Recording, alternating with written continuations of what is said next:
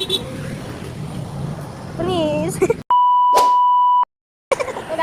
Gat lang.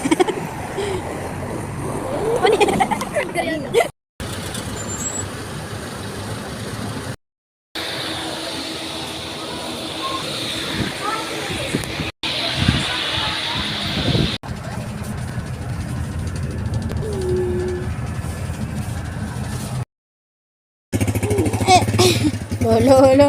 Halika dito.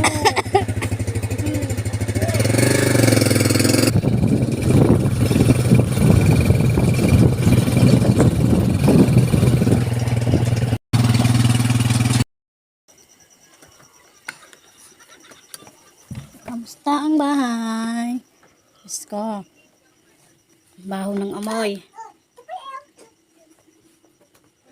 Ayun nga, at medyo na-disappoint nga ako sa inabutan ko na bahay dito. Basta lalaki talagang maiwan sa loob ng bahay, ganito kadugyot. Ay, sabagay di mo naman maasahan talaga sila. Dahil nga puro sila trabaho. Tapos sa gabi, alam mo na, for the boys na sila, kaya wala nang time sila na maglinis.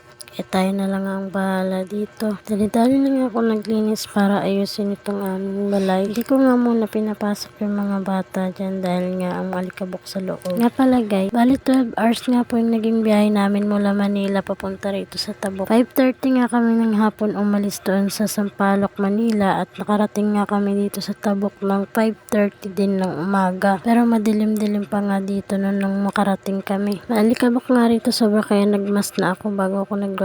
Katapos ko nga na itaas tong katre, winalisan ko na nga tong mga ilalim nila pati nga itong upuan. Natawa nga ako bigla pagbaba namin ng bus kasi hindi niya makilala ng anak ko yung kanyang ama. Ayaw nga lumapit sa kanya. Bilis mo kalimot no? Eh paano, bihira lang kasi i-video call ng ama eh. Video call man saglit lang kasi busy na siya lagi. Syempre ganun lang naman sa una. Ganun talaga babae, kailangan suyuin. Bago bumigay, ay bumigay. Chero! Tapos nagtataka nga yung asawa ko pagbaba namin kasi kulang nga ng isa yung bata. Wala kasi si Ate Kylie na nag-aaral sa eskwela. Eh yun nga yung dahilan kaya kami nagpunta rito. Para asikasuhin nga ang card ng anak ko at itatransfer ko na. Marami nga nagsasabi na bakit ko pa daw itatransfer, ay okay naman na daw kasi kami dito. Kung alam niyo lang ang kalagayan namin dito ay hindi niyo masasabi yan. Aanhin naman namin itong libreng bahay na to kung hindi naman maayos ang kasama namin ng asawa ko. Aanhin ko naman ang bahay na to kung puro sama ng loob at stress at depression lang naman din ang mararamdaman ko. Sabihin nyo na selfish ako pero wala akong pakialam dahil ang mga magulang ko ngayon ang aking sinusunod. Ilang taon din naman ang tiniis ko at ilang chance din ang binigay ko sa tao bago ako sumuko. Kaya pasensyahan na lang talaga kapag ayaw magbago ng asawa. Charot! Focus na nga muna kami sa aming mga kanya-kanyang goal. Ewan ko lang sa kanya kung anong goal niya. Basta ako ay ang focus ko talaga sa ngayon ay ang maghanap buhay. Karoon ng peace of mind sa lugar kung saan ay komportable kami na mag-iina. Walang halong pangamba at dapat nakatakutan. Kasi aminin nyo man at sa hindi mga nanay, napakasarap sa pakiramdam nating mga ina yung maibigay yung mga pangangailangan ng mga anak natin. Yung walang manunumbat, walang magdedemand at syempre wala rin magbibilang ng bawat gagastusin natin. Ang sarap kaya sa feeling ng ganun.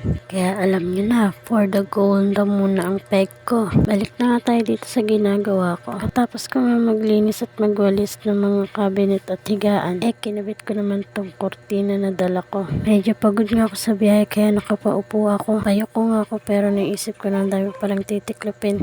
Eto nga, tatapos na nga ang aming mga higaan.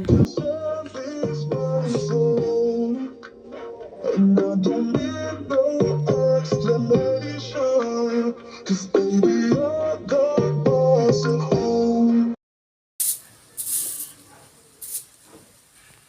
Dito na naman po tayo sa Tabuk. Meron tayong aasikasuhin. Katapos ko nga na maglinis dito ay talaga namang nabalot na ako. Dahil sobrang lamig nga dito sa lugar na to ngayon. So paano guys, hanggang dito lang ang aking video. Maraming salamat sa panonood.